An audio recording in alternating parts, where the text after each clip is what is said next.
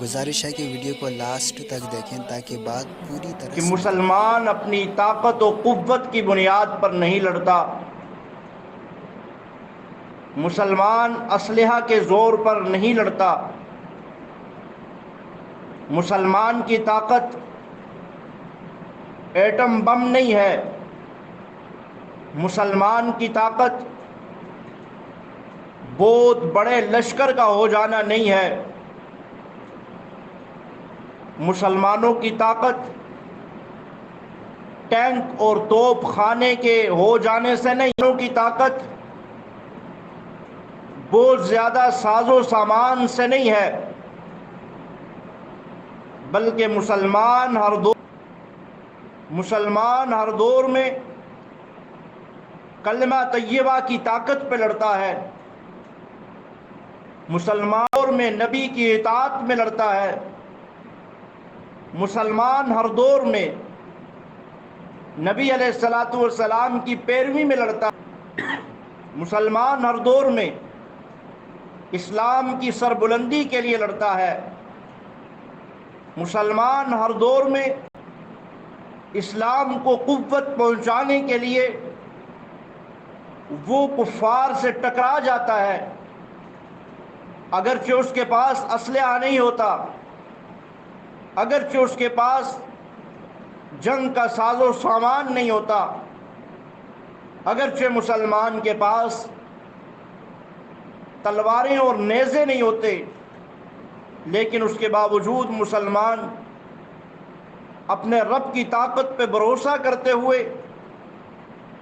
اپنے رب پہ توکل کرتے ہوئے، جب اللہ کا حکم آ جاتا ہے اور رسول اللہ کا حکم آ جاتا ہے تو وہ اس کی کوئی دوسری رائے نہیں ہوتی، وہ لڑ جانے کو، مر جانے کو، کٹ جانے کو اپنے لیے سعادت سمجھتا ہے۔ چنانچہ یہ غزوہ بدر کا وہ معرکہ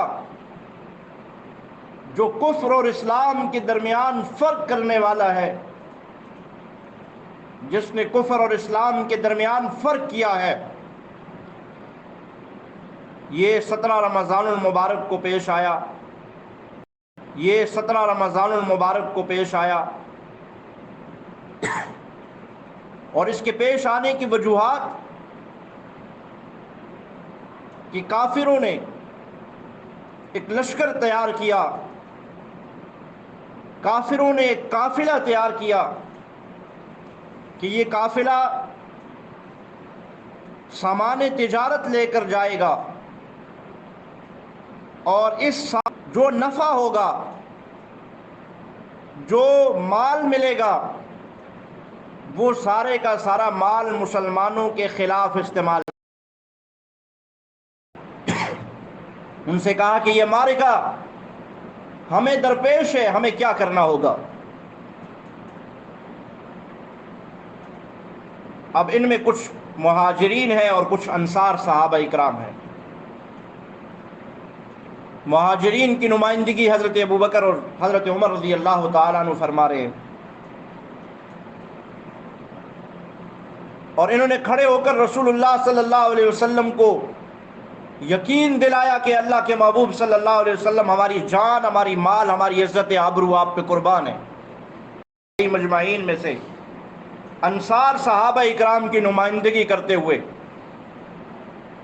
حضرت مقداد بن اسود رضی اللہ تعالیٰ عنہ کھڑے ہوئے، اور وہ پیارے خوبصورت الفاظ فرمائے جس کے بعد اللہ کے محبوب صلی اللہ علیہ وسلم کی پیشانی خوشی کے ساتھ چمک اٹھی۔ وہ الفاظ یہ تھے، آپ دیکھیے کہ بے سر و سامانی کا عالم ہو، پاس کھانے کے لیے بھی کچھ چیز نہ ہو، پہننے کے لیے پورا کپڑا بھی نہ ہو، ہاتھوں میں تلواروں کے بجائے چھڑیاں ہوں، سواری کے لیے اونٹ بھی پورے نہ ہوں، گھوڑے تو پورے لشکر میں صرف اور صرف 2 تھے۔ جو اس وقت جنگ کے سب سے بہترین جنگی ساز و سامان میں گھوڑے کو اہمیت حاصل تھی، وہ صرف اور صرف 2 تھے۔ اس حالت میں، اس بے سر و سامانی کی حالت میں، ایک نبی علیہ السلام کا جانثار اٹھتا ہے اور وہ اٹھ کر یہ اعلان کرتا ہے، اللہ کے محبوب صلی اللہ علیہ وسلم، امضِ ما امرک اللہ، آپ وہ حکم بجا لائیے جس کا اللہ رب العالمین نے آپ کو حکم دیا ہے۔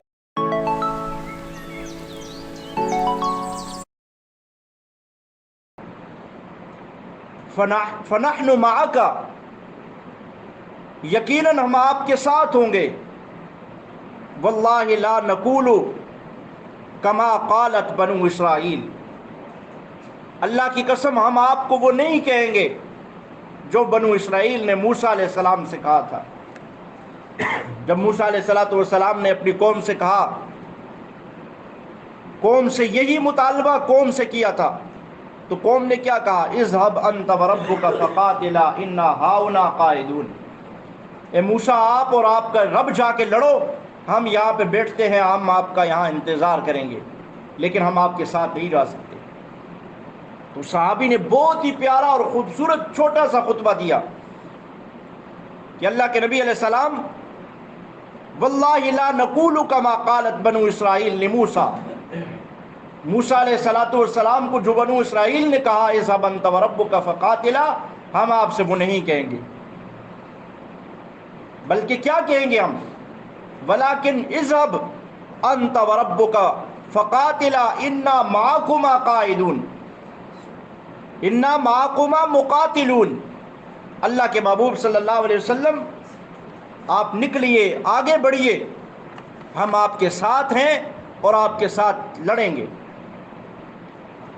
اور پھر یہ الفاظ بھی ملتے ہیں، وَلَكِنَّا نُقَاتِلُ عَنْ يَمِينِكَ وَعَنْ شِمَالِكَ وَبَيْنَ يَدَيْكَ وَخَلْفِكَ، اے اللہ کے محبوب صلی اللہ علیہ وسلم، صرف آپ ہر طرف سے آپ کے ساتھ ہوں گے۔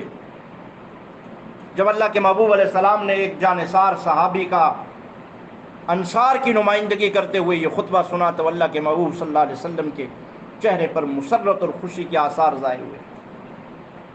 اور اپنے حضور علیہ السلام نے رات کو بدر کے میدان میں جب پڑاؤ کیا اور ایک ٹیلے پر اللہ کے محبوب صلی اللہ علیہ وسلم کا خیمہ لگا دیا گیا،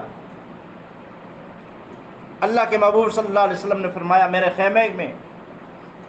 رات کو سیدنا صدیق اکبر کے علاوہ کوئی بھی نہ آئے، میرے خیمے میں کسی کو آنے کی اجازت نہیں ہے۔ حضور علیہ السلام اپنے خیمے میں شام کے بعد خیمے کے اندر چلے گئے۔ حضرت ابوبکر صدیق رضی اللہ تعالیٰ عنہ فرماتے ہیں میں نے سوچا کہ کافی وقت ہوا ہے اللہ کے محبوب علیہ السلام خیمے سے باہر نہیں آئے، جا کے دیکھوں تو صحیح کیا معاملہ ہے۔ فرماتے ہیں کہ حضرت سیدنا صدیق اکبر رضی اللہ تعالیٰ عنہ خیمے میں داخل ہوئے، رات کا پچھلا پہر ہے، کافی رات بیت چکی ہے۔ جب حضور علیہ السلام وہ حالت کیا تھی، آپ علیہ السلام سجدہ ریز ہیں، آپ علیہ السلام اپنے رب کے سامنے سر بسجود ہیں، زاروں کے تار رو رہے ہیں، اور یہاں تک کہ سیرت کی کتابوں میں آتا ہے کہ اللہ کے محبوب علیہ السلام کی سر کی پگڑی آپ کی سجدہ گاہ سے آگے پڑی ہوئی ہے، اور حضور علیہ السلام اس سجدے کی حالت کو پکار رہے ہیں، اور الفاظ کیا ہیں؟ وہ الفاظ کیا تھے؟ وہ یاقوت اور مرجان کے موتی تھے جو حضور علیہ السلام کی زبان مبارک سے نکل رہے تھے، وہ پھول تھے جو حضور علیہ السلام کے لبوں سے نکل رہے تھے۔ اللہ کے محبوب صلی اللہ علیہ وسلم فرما رہے تھے اے اللہ ان میرے جانثار صحابہ اکرام پر رحم کرنا، ان کی مدد کرنا، اللہ یہ قلیل تعداد میں ہے، میری جمع پونجی یہی لوگ تھے جو میں اٹھا کے بدر کے میدان میں لے آیا ہوں، اللہ تو ان کی حفاظت کرنا، اور تو ان کی صبح کو جب میدان سجے گا تو اللہ تو ان میں اے اللہ تو ان کی مدد کرنا کہ میری جتنی بھی کمائی تھی وہ میں یہ اٹھا کے تیرے سامنے لے آیا ہوں۔ اور اگلا جملہ آپ سنیے، اللہ کے محبوب صلی اللہ علیہ وسلم فرماتے ہیں کہ اللہ، اگلی بات یہ ہے، اگر یہ بدر میں یہ میری کمائی اور یہ میرا نتیجہ اگر ان کو غلبہ نہ حاصل ہوا اور اگر یہ مٹ گئے، اللہ قیامت تک دنیا میں تیرا نام لینے والا پھر کوئی باقی نہیں بچے گا۔ اللہ تو ان کی مدد کرنا، اگر یہ نہ رہے تو قیامت تک تیرا بھی نام لینے والا کوئی نہیں ہوگا۔ اس انداز میں اللہ کے محبوب علیہ الصلوۃ والسلام اپنے رب کے سامنے سر بسجود ہو کے گڑ گڑا کر دعائیں مانگ رہے۔ جب صبح ہوتی ہے، اللہ صلی اللہ علیہ وسلم اپنے صحابہ اکرام کو لے کر بدر کے میدان میں جاتے ہیں، تو وہاں پر اللہ کی مدد، اللہ کے محبوب نے راتوں کو جاگ کر رو کر جو اللہ سے مدد مانگی تھی، اب وہ مدد آنا شروع ہو گئی۔ 3000 فرشتے نازل کیے گئے تھے اس میدان بدر میں، جو تمہارے ساتھ آ کر ان کافروں کا مقابلہ کر رہے تھے اور ان کافروں کو تمہارے بجائے وہ کافروں کو قتل کر رہے تھے۔ اللہ کے محبوب صلی اللہ علیہ وسلم کی وہ دعا رنگ لے آئی اور اللہ نے کافروں کو بدر کے مقام پر وہ ذلت امیز اور وہ ذلت اور رسوائی عطا فرمائی ہے کہ ان کی نسلیں دنیا بھر یاد رکھیں گی کہ مسلمان طاقت کی بنیاد پہ نہیں لڑتا بلکہ ایمان کی طاقت کی بنیاد پہ لڑتا ہے۔ مسلمان کے پاس تو کچھ بھی نہیں تھا، ہاتھوں میں تلواروں کے بجائے چھڑیاں پکڑی ہوئی تھی، جسم پہ کپڑا بھی صحیح سلامت نہیں تھا، پاؤں میں جوتی بھی صحیح سلامت نہیں تھی، اور چند اونٹ تھے۔ اس بنیاد پر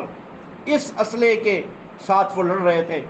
لیکن اللہ رب العالمین نے وہ عظیم فتح عطا فرمائی ہے۔ کافروں کا وہ 1000 کا لشکر تعداد میں کافر مر گئے، اور 70 وہ تھے جو قید ہو کر حضور علیہ الصلوۃ والسلام کے سامنے پیش کر دیے گئے۔ مقابلے میں آپ مسلمانوں کی تعداد کو دیکھیں، 313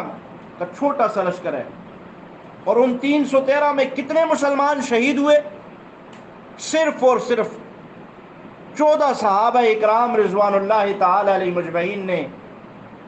جام شہادت کو نوش کیا، اور ہمیشہ کے لیے وہ زندہ ہو، اس لیے کہ اللہ رب العالمین کا یہ ارشاد ہے کہ جب کوئی مسلمان اللہ کے لیے اپنی جان دے دیتا ہے تو وہ مرتا نہیں ہے۔ وَلَا تَقُولُوا لِمَنْ يُقْتَلُ فِي سَبِيلِ اللَّهِ أَمْوَاتٌ بَلْ أَحْيَاءٌ وَلَكِنْ لَا تَشْعُرُونَ،